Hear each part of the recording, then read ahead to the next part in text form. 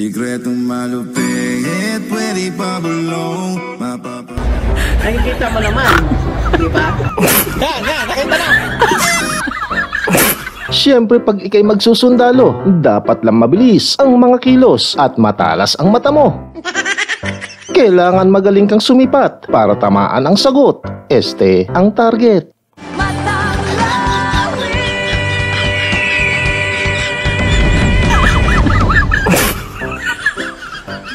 Magbabago rin po ako, kaya lang hindi po siya ngayon.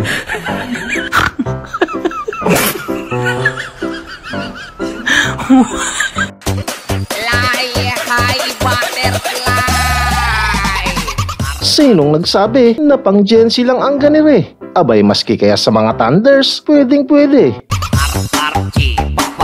Sana all! Kita nyo naman si Lolo, parang mas magaling pa siya eh.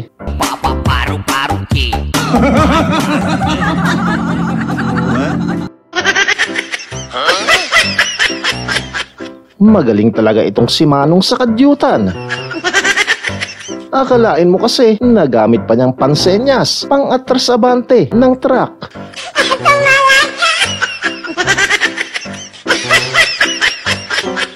Kung gusto mo pa manood kaibigan ng pampaganang mga video katulad nito, ipagpatuloy mo lang ang pagtutok dito. Pero bago yan, maaari lamang na pakipindot ang subscribe at like button. Isama mo na din ang bell icon nang sa gayon magkaroon tayo ng koneksyon. At syempre ang video na to ay pwede mo ding i-share. Pakifollow na din ang aking FB page. So without further ado, let's continue!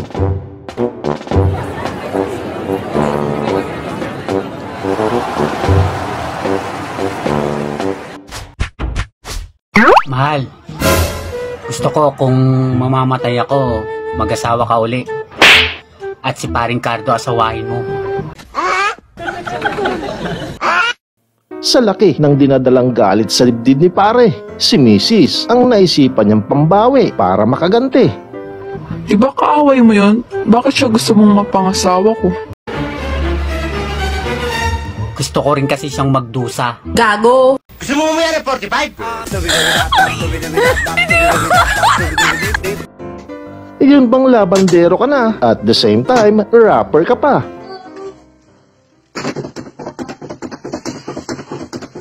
Pawis ko tumatagaktak, sa bilis may pumapalakpak. Abutin yung inalang, di ko pa pakpak, lahapin ang halimuya. O diba, nakarinig lang ng beat na unleash ka agad ang talent. Sa liwanag ng damdamo, ang daming nabibiganing gamo-gamo. Wow naman!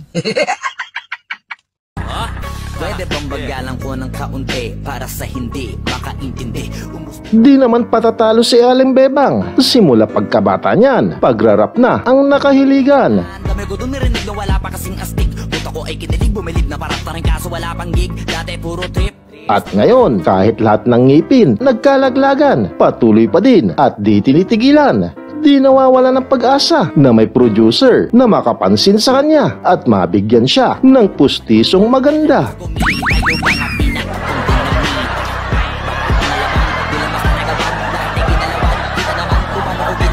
Pray yung papalod mo, bebe?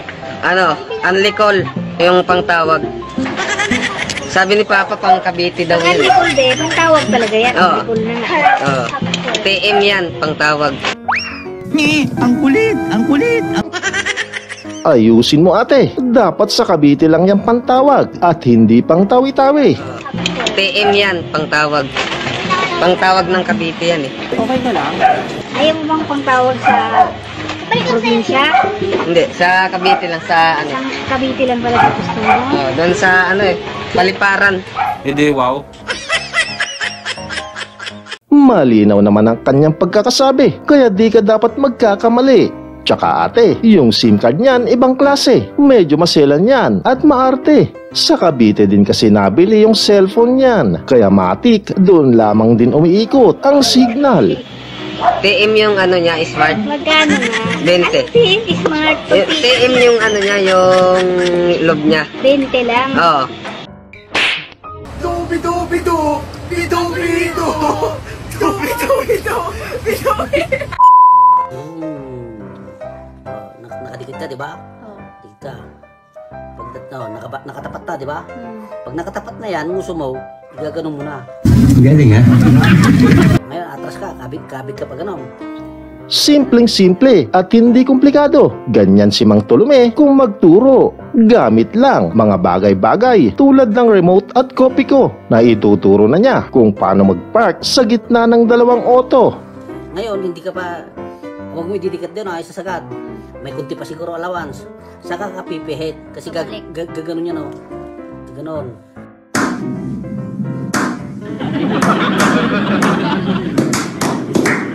Bahala ka na nga lang i-apply ito sa aktwal na pagmamaneho. Di ka na niya sagot kung sakaling maibangga mo. Ngayon, nandito na yung guhit. Bumawi ka, pero iwasan mo yan. Gawin mo, para pumasok ito. Kasi dahan-dahan, gaganyan yan, oh. Very good. Ngayon, Ano?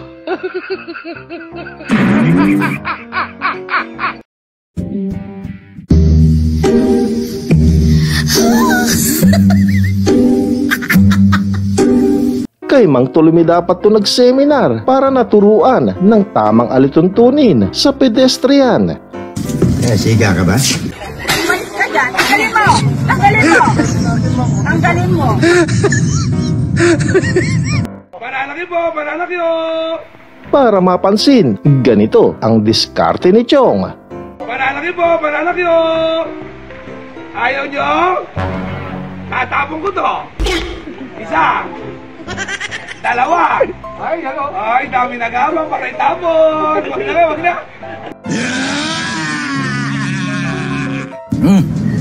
Ang sarap! Andito ka lang pala. Kanina kasama mo mga gwardya. Imbes yung mga kontrabando ang inaamoy, abay, dito sa ihawan pala siya tumuloy.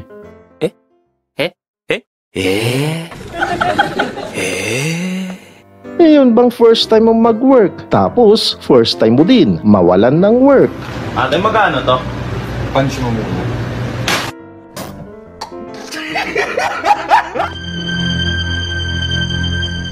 Tama, hinala ko. Sinundan na kita. Hinintay lang kitang magkamali. Nako, ingat lang. Lumingali nga ka, sir. Dahil nasa likod mo lang si Commander. Anytime na magkamali ka, hihiga kang unat sa stretcher. Todo ang taka ni Ryder kung bakit kakaiba ang note sa kanya ni customer. Ang sabi, isigaw lang daw pag andyan na ang parcel.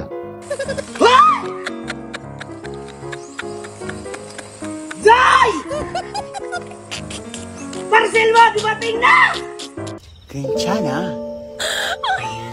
괜찮아요. Excited pa nung una, pero pagdating, halos malukot ang mukha. Paano kasi? Ligong-ligo na. Kaso, yung dagat, biglang nawala. Di malaman kung low tide lang ba o natuyot lang talaga.